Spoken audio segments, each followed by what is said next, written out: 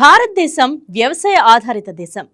కానీ పొలాల్లో చెమటోడ్చే రైతు గురించి మాట్లాడితే మన కళ్ల ముందుకు ఎక్కువగా ఒక పురుషుడి రూపమే వస్తుంది. అయితే క్షేత్రస్థాయిలో వాస్తవం మాత్రం పూర్తిగా భిన్నంగా ఉంటుంది.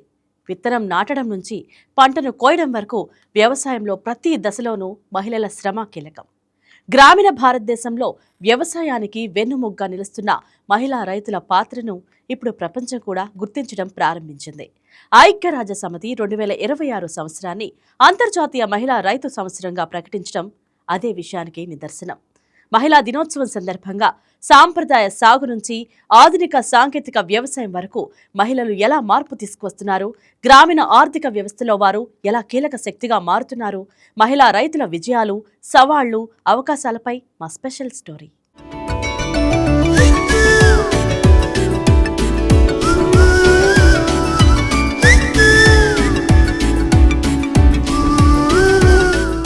మన దేశం ముఖ్యంగా వ్యవసాయ ఆధారిత దేశం. అయితే సాగుకి వెన్నెముకగా నిలుస్తున్న మహిళా రైతుల శ్రమను గుర్తించడంలో మాత్రం దశాబ్దాలుగా వెనుకబడి ఉన్నాం. ఐక్యరాజ్య సమితి 2026ను అంతర్జాతీయ మహిళా రైతు సంవత్సరంగా ప్రకటించింది. ఇది పొలంలో సేద్యం చేస్తున్న ప్రతి స్త్రీమూర్తికి దక్కిన గౌరవం. మహిళా దినోత్సవం సందర్భంగా సాగులో మార్పులు, సాంకేతికతతో మహిళలు సాధిస్తోన్న అద్భుతాల గురించి ఖచ్చితంగా చర్చించుకోవాల్సిందే.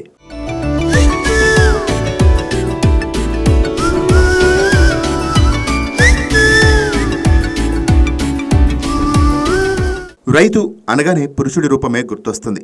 కానీ క్షేత్రస్థాయిలో వాస్తవం వేరు. విత్తనం నాటడం నుంచి పంటను ఇంటికి చేర్చే వరకు ప్రతి అడుగులోనూ మహిళల శ్రమ దాగి ఉంటుంది. భారతదేశంలో దాదాపు 80% మంది గ్రామీణ మహిళలు వ్యవసాయ రంగంలోనే పనిచేస్తున్నారని ఎన్నో నివేదికలు చెప్తున్నాయి. ముఖ్యంగా మగవాళ్లు ఉపాధి కోసం నగరాలకు వలస వెళ్తున్న తరుణంలో గ్రామీణ భారతంలో వ్యవసాయ బాధ్యతను భుజానికి ఎత్తుకుంటోంది ఆడవాళ్లే. మరి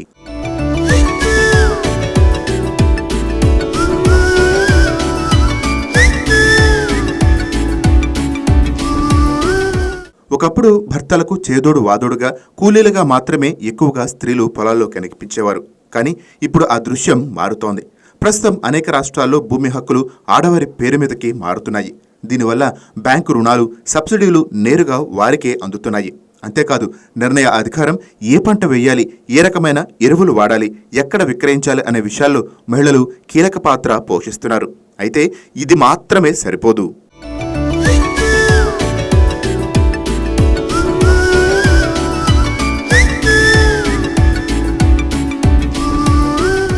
మహిళా రైతులు సాంప్రదాయ పద్ధతులకే పరిమితం కాకుండా ఆధునిక వ్యవసాయం దిశగా కూడా అడుగులు వేస్తున్నారు. రసాయన రహిత సాగులోనూ ఆడవాళ్లదే అగ్రస్థానం. వంటింటి చిట్కాలను పెరటి తోటలకు, అక్కడి నుంచి పొలాలకు విస్తరించి విషరహిత ఆహారాన్ని పండిస్తున్నారు. డ్రోన్ల ద్వారా మందులు చల్లటం, స్మార్ట్ ఫోన్ల ద్వారా మార్కెట్ ధరలు తెలుసుకోవటం వంటి వాటిని స్త్రీలు వేగంగా నేర్చుకుంటున్నారు. కేవలం పంటను అమ్మటమే కాకుండా వాటిని పచ్చళ్ళు, పొడులు, ప్యాకేజ్డ్ ఆహారంగా మార్చి అగ్రిప్రెన్యూర్స్గా ఎదుగుతున్నారు.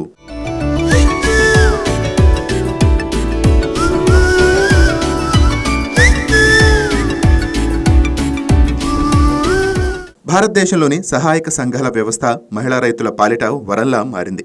చిన్న పొదుపుతో మొదలైన ఈ సంఘాలు నేడు ట్రాక్టర్లను, వరికోత యంత్రాలు వంటివి కొనుగోలు చేసి అద్దెకు ఇస్తూ గ్రామీణ ఆర్థిక వ్యవస్థను శాసిస్తున్నాయి. ఒక పురుషుడు వ్యవసాయం చేస్తే అది ఆ కుటుంబానికి మాత్రమే పరిమితం. కానీ ఒక మహిళ వ్యవసాయం చేస్తే అది మరెందరో స్త్రీలకు ప్రేరణ అవుతుంది.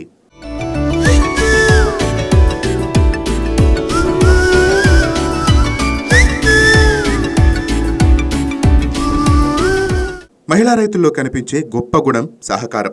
ముఖ్యంగా గ్రామీణ మహిళలు తమ వద్ద ఉన్న దేశీ విత్తనాలను తోటివారికి ఉచితంగా ఇస్తూ పర్యావరణ సమతుల్యతను కాపాడుతున్నారు. ఒడిశాకు చెందిన సీడ్ మదర్ కమలా పూజారి ఇందుకు గొప్ప ఉదాహరణ.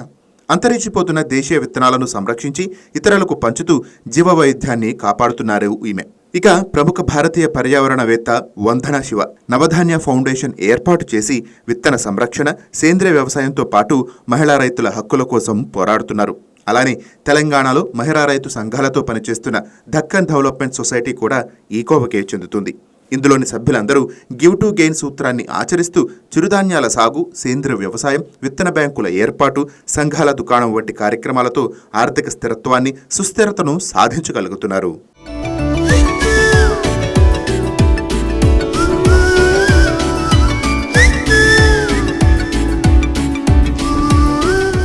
సాగులో స్త్రీ ఇన్ని విజయాలు సాధిస్తున్నప్పటికీ పురుషులతో సమానంగా వేతనాలు అందకపోవటం, శారీరక శ్రమను తగ్గించే చిన్న తరహా యంత్రాలు అందుబాటులో లేకపోవటం వంటి సమస్యలు ఇంకా ఉన్నాయి.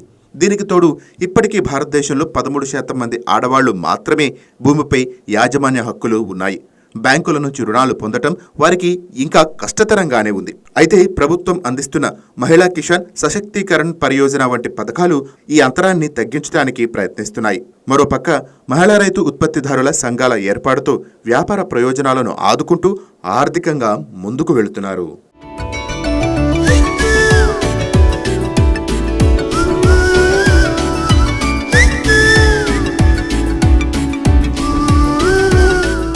మొత్తానికి భారతదేశ వ్యవసాయ వ్యవస్థలో మహిళల పాత్ర కేవలం సహాయకులుగా మాత్రమే కాకుండా నాయకత్వ స్థాయికి చేరుకుంటుంది.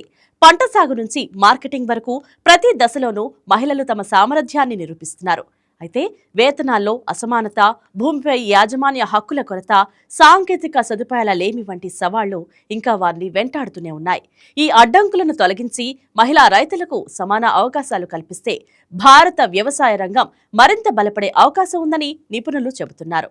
పొలంలో చెమట చిందించే ఆ మహిళా చేతులే భవిష్యత్తు భారత ఆహార భద్రతకు నిజమైన ఆధారం అని చెప్పడంలో ఎలాంటి సందేహం లేదు. Please subscribe to YK TV Network. Please subscribe to YK TV. Please watch YK News.